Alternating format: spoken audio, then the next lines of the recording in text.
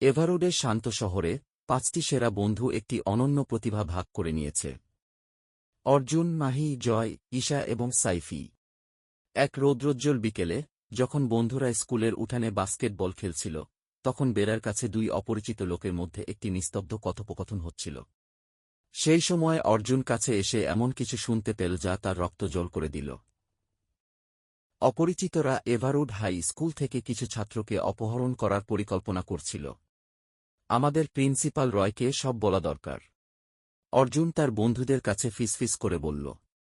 মাহি মাথা নাড়ল আর বলল, তবে আমাদের আগে প্রমাণ জোগাড় করতে হবে। কর্তৃপক্ষকে সতর্ক করার আগে এসো আমরা কিছু প্রমাণ সংগ্রহ করি। বন্ধুরা রাজি হল এবং অপরিচিতদের বিচক্ষণতার সাথে অনুসরণ করার সিদ্ধান্ত নিল। অর্জুন দ্রুত একটি পরিকল্পনা তৈরি করে।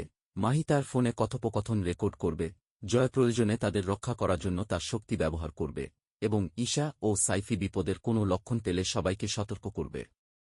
তারা শহরের উপকণ্ঠে একটি পুরানো, পরিত্যক্ত গুদামে অপরিচিতদের অনুসরণ করল। একটি ফাটল জানালা দিয়ে উঁকি মারতে গিয়ে তারা দেখতে পেল যে অপহরণকারীরা তাদের পরিকল্পনা নিয়ে বিস্তারিত আলোচনা করছে। তারা যে ছাত্রদের অপহরণ করতে চায় তাদের নির্দিষ্ট নাম উল্লেখ করেছে। মাহি তার ফোনে প্রতিটি শব্দ রেকর্ড করল। হঠাৎ একজন অপহরণকারী কিছু বাইরে নড়াচড়া করতে দেখল এবং বলল, কে ওখানে? এটা শুনে অর্জুন তাদের পিছু হটতে ইঙ্গিত করল এবং তারা শান্তভাবে স্কুলে ফিরে গেল। এরপর তারা নিরাপদ স্থানে চলে গেল। তারা প্রিন্সিপাল রয় অফিসে ছুটে যান এবং ওনাকে প্রমাণ হিসাবে রেকর্ডিং দেখিয়ে সবকিছু ব্যাখ্যা করল। প্রিন্সিপাল রয় মনোযোগ সহকারে শুনলেন এবং তার মুখ আরও গম্ভীর হয়ে উঠল। প্রিন্সিপাল রয় বলল, আমাদের দ্রুত ব্যবস্থা নিতে হবে।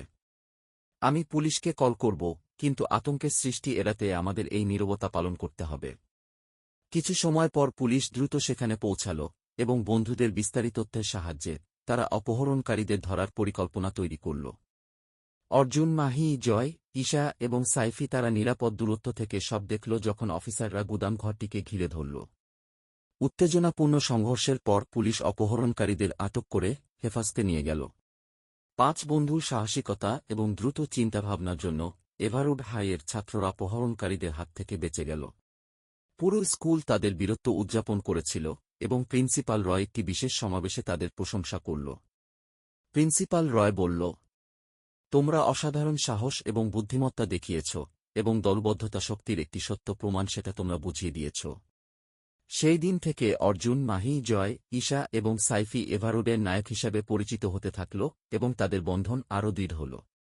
তারা অন্যদের সাহায্য করার জন্য তাদের অনন্য প্রতিভা ব্যবহার করতে থাকল, এটা জেনে যে তারা যে কোনো চ্যালেঞ্জকে অতিক্রম করতে পারে। এই ধরনের আরও উত্তেজনাপূর্ণ ভিডিও পেতে আমাদের চ্যানেলটি সাবস্ক্রাইব করুন এবং বেল আইকনটি টিপুন।